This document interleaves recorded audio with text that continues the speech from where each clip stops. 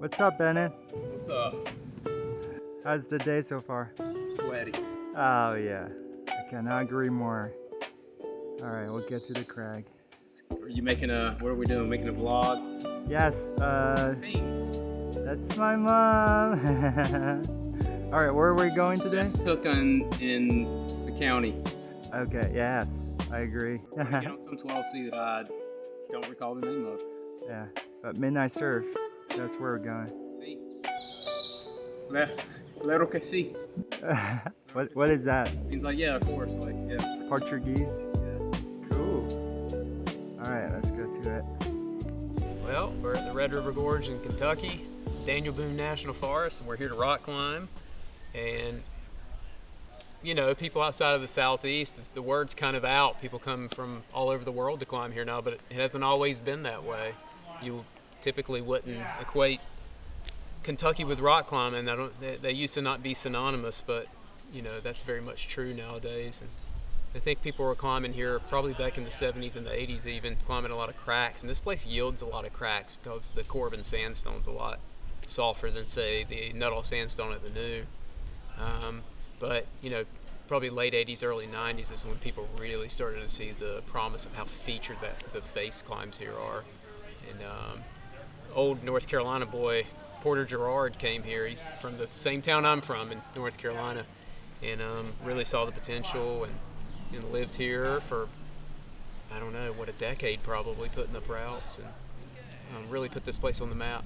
And it's become something real special. And it has the one thing that it has that the New River Gorge doesn't have, as much as I love the New, is it has an international feel to it. You can come here and hear all sorts of languages being spoken, and you can see people from all sorts of different countries, and that's very unique in the Southeast. You're not going to see that anywhere else. So that kind of makes it special for sure. So cool. So So this cool. is the world destination for rock climbing in the middle of Kentucky. One of them for sure. One of them for sure. Awesome. Tell us a little bit more about yourself, your name, your profession, how long you've been climbing, what you're psyched for. Okay. Well, we're at the beautiful Red River Gorge at Midnight Surf today. My name's Bennett Harris. I'm a psychiatric physician assistant and licensed clinical psychotherapist in the state of North Carolina. And I've been climbing for about 16 years and coming here for about that amount of time. And, you know, this place it's a really special place.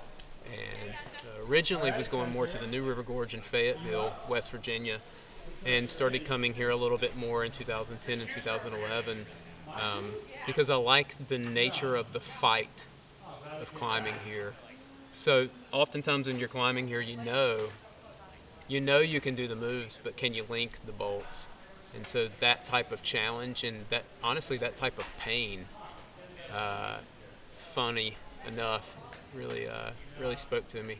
So yeah, I'm psyched on this place. I'm psyched on steep, pumpy climbing, and pretty addicted to it. I like the way you describe hard climbing. It's actually a lot of pain. Yeah. And you've been rock climbing for 16 years. How long you been hard climbing? And what's special about it? Why you were so psyched for hard climbing? Well, I've been hard climbing hard since I started because there was always something hard, even if it was 10D. So I like the feeling of being fully present. And as a person who has ADHD who really struggles with being present and focused sometimes, there's no feeling like things just being inside of a bubble and there not being anything except for you and the rock and the sensory feedback that you get, the texture of your feet or your hands on the rock. And you know, it's funny because usually when I climb, when I do a climb that's hard for me, you would think there's a lot of there's like sort of a cognitive component there, and I feel like that's actually not true. You go into this sort of flow state where time and space sort of dissolve, and you kind of check out for a little while. But in a way, even though that doesn't sound focused, it's the nature of being present and alive. It's to be that in the moment that other things dissolve, and I think that's what I love about it, hard climbing. I love when you say 100% presence. And when you are in that state, you kind of lost track of time, which is the most amazing thing as a human, being on a rock, 100% focused. You are one of the most hard climbing rock climbers I know. And show me your secret weapon. I think it's your right hand, right? Yeah. Okay. Do you want to tell us a little bit about, your accidents and... Sure. Yeah, in 2010, I think it was September 25th, 2010, I was at Pilot Mountain, which is just outside of Winston-Salem, which is in North Carolina. And I was on an 11C that I had done the day before. I had actually on-sighted the day before, and I was going to put a rope up on it for some of my friends to TR it. And I took a normal routine lead fall, and somehow a carabiner kind of fish hooked me in my forearm and came out where my pinky used to be, and it was really catastrophic injury. I was fairly new to climbing, and I had some success with it up until that point, and it really, because I was so passionate about it at the time, it really felt like my life was over, because I thought I'll never climb again. And so I've had 3 or 4 surgeries on my hand. I've got a lot of nerve damage, so I can't do this with my fingers.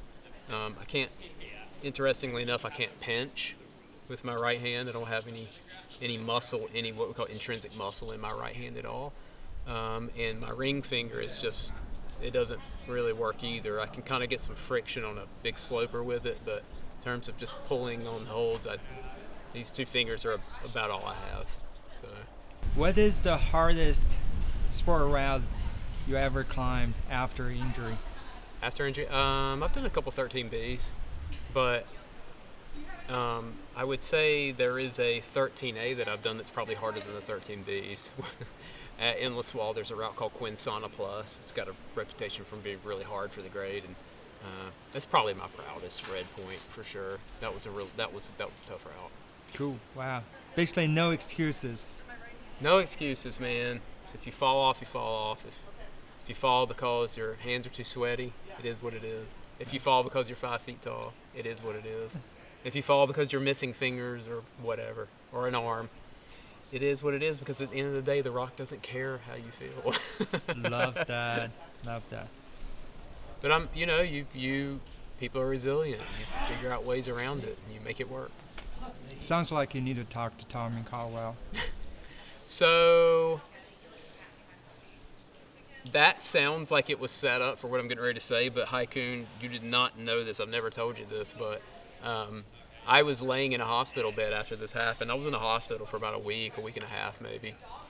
And unbeknownst to me, my buddy actually sent Tommy Caldwell a Facebook Messenger, Facebook message, and Facebook Messenger at the time was like brand new. And he just said, "Hey, my friend's a big fan of yours. You'll probably never see this, but if you do, could you just send him a message that says like, get well soon?" And probably 3 or 4 days later, my phone dings, and there's a message from Tommy Caldwell that's like 2 pages long that he wrote while he was bivvying on El Cap. I think maybe he was working Dawn Wall at the time, and he sent me this long message about, he's like, "Hey, there's this whole group of guys who are missing fingers. There's a guy named Tony Yao who's missing a finger too from a rock climbing accident. Me, Tommy, and a couple other people." And he said, "Don't give up, because he's like, you can come back from this no matter how devastating it felt like it was." And that meant so much to me. And we corresponded a little bit after that. But yeah, he's a great guy. And you are actually climbing harder than before the injury. Yeah, much harder. Yeah. Much harder. But that means you can climb even harder. So, but you'll never know. You never know. Yeah. You never know. You just have to be open to what could be. Yeah. Accept life and move on. Yeah, it's Great. tough, but you can do it. Great conversation. Yeah, man. Crush on. You.